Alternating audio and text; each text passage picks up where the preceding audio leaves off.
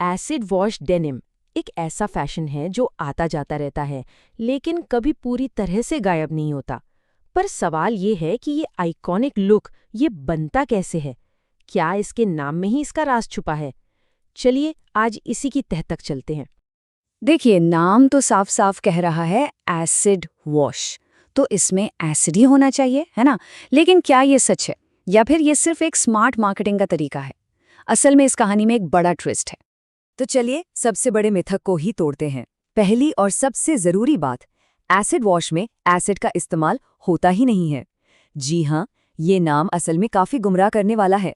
ये पूरी तरह से एक अलग ही प्रोसेस है। तो सवाल ये उठता है कि अगर एसिड नहीं, तो फिर क्या?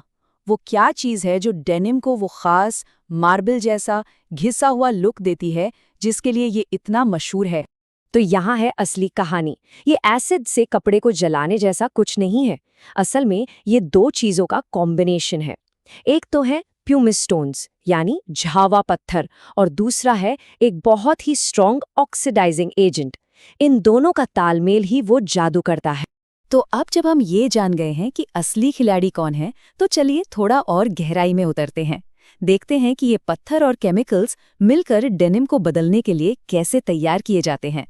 प्रोसेस की शुरुआत होती है प्यूमिस स्टोन से। इन्हें सबसे पहले एक बहुत स्ट्रॉन्ग ऑक्सीडाइजिंग एजेंट जैसे कि पोटेशियम परमैंगनेट के घोल में डुबोया जाता है। जब पत्थर इस केमिकल को सोख लेते हैं तो फालतू घोल निकाल दिया जाता है। अब ये पत्थर ये एक तरह से केमिकल से चार्ज हो चुके हैं और सूखे कपड़ों के साथ घूमने यानी टंबल होने के लिए एकदम तैयार हैं। और ये बात इस पूरी प्रक्रिया का सार है।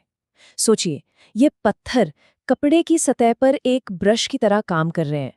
वो उसे रगड़ते हैं और इसी रगड़ से वो अनोखा, कहीं हल्का, कहीं गहरा, यानी कि इरेगुलर फेडिंग इफेक्ट पैदा होता है। ये सिर्फ केमिकल नहीं, बल्कि एक फिजिकल एक्शन भी है। तो ठीक है, हमें इंग्रेडिएंट्स तो पता चल गए। अब चलिए एसिड वॉश जीन्स बनाने की पूरी रेसिपी पर एक नज़र डालते हैं। ये पूरा काम असल में 2 फेज में होता है। तो फेज 1 है फेडिंग, मतलब रंग उड़ाने का काम। सबसे पहले गारमेंट्स को धोकर तैयार किया जाता है। फिर असली खेल शुरू होता है। सूखे कपड़ों को उन केमिकल वाले पत्थरों के साथ एक बड़ी सी मशीन में डालकर करीब 10 से 30 मिनट तक घुमाया जाता है। इसी टम्बलिंग से वो लुक आता है। इसके बाद पत्थर की धूल और केमिकल हटाने के लिए कपड़ों को फिर से धोया जाता है। अब आता है फेज 2 यानी फिनिशिंग। देखिए, फेडिंग की प्रक्रिया को कहीं तो रोकना होगा, वरना कपड़ा खराब हो जाएगा। तो सबसे पहले बचे हुए केमिकल को न्यूट्रलाइज किया जाता है ताकि रिएक्शन रुक जाए। फिर कपड़े को सॉफ्ट बनाने के लिए उसमें सॉफ्टनर मिलाते हैं और आखिर में कपड़ों से पानी निकालकर उन्हें पूरी तरह सुखा दिया जाता है। तो जाहिर है ये काफी लंबा और उलझा हुआ प्रोसेस लगता है ना? सवाल ये है कि मैन्युफैक्चरर्स इतनी मेहनत करते ही क्यों हैं? आखिर इसका मकसद क्या है? इसके पीछे कई वजहें हैं। सबसे पहली और जाहिर वजह है वो पुराना, फीका और कूल लुक पाना। दूसरी वजह है डेनिम को असल में सॉफ्ट बनाना, ताकि वो पहनने में ज्यादा आरामदायक हो। इसके अलावा कई बार बायर्स की खास डिमांड होती है और कपड़ों को घिसने से बचाने के लिए भी ये प्रोसेस किया जाता है। लेकिन कहानी यहाँ खत्म नहीं होती। इस आइकॉनिक लुक के पीछे एक स्याह पक्ष भी है, एक छिपी हुई कीमत जो सिर्फ पैसों में नहीं चुकाई जाती। सबसे पहले बात करते हैं पर्यावरण की।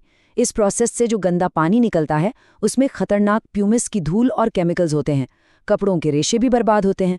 इतना ही नहीं, ये प्रोसेस मशीनों के लिए भी बहुत हार्ड होता है और अक्सर उन्हें खराब कर देता है। और एक और बात, एसिड वॉश जीन्स वक्त के साथ पीली पड़ने लगती हैं। और शायद सबसे ज़रूरी, इसका इंसानों पर भी असर पड़ता है। जो वर्कर्स ये काम करते हैं, उन्हें इन खतरनाक केमिकल्स से खुद को बचाने के लिए हर वक्त प्रोटेक्टिव मास्क, ग्लव्स और चश्मे पहनने पड़ते हैं। मतलब ये काम बिना कड़े सुरक्षा उपायों के बहुत खतरनाक हो सकता है। तो अगली बार जब कोई एसिड वॉश डेनिम देखे तो एक पल के लिए ज़रूर सोचें, ये एक आइकॉनिक लुक है, इसमें कोई शक नहीं, लेकिन ये हमें फैशन की असली कीमत के बारे में एक बहुत ज़रूरी सवाल पूछने पर मजबूर करता है कि क्या ये स्टाइल इस कीमत के लायक है।